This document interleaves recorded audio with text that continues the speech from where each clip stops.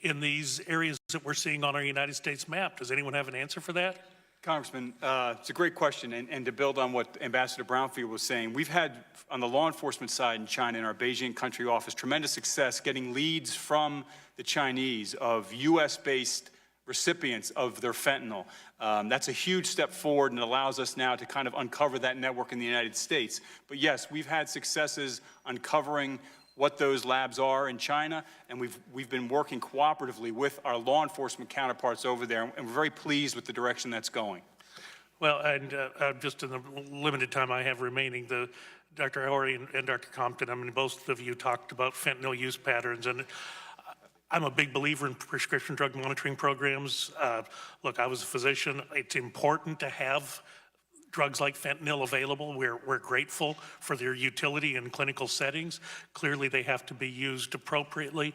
But do you have a sense of what I was talking to the DEA and the State Department about? Do you have a sense of where the use patterns are occurring?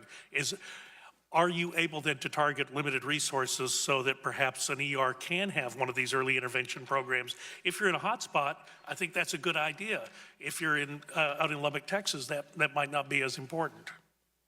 In Ohio, we were able to do that. We did an epi-aid there and found 8 counties that had highest rates. We were able to then, help guide Ohio to where to focus their efforts. And then in Massachusetts, we also saw that there was a high rate of overdose deaths in those that were recently incarcerated, about 50 times what we saw in other populations. So we're able to use the data for that. And with prescription drug monitoring programs, you can very much see people at risk for opioid use disorder and use that to help link to further care. Are you? What we're doing right now is the program has been in place for 2 years, and we are in 44 states and getting data that's quicker and better able to be used by states and letting states really focus on evidence-based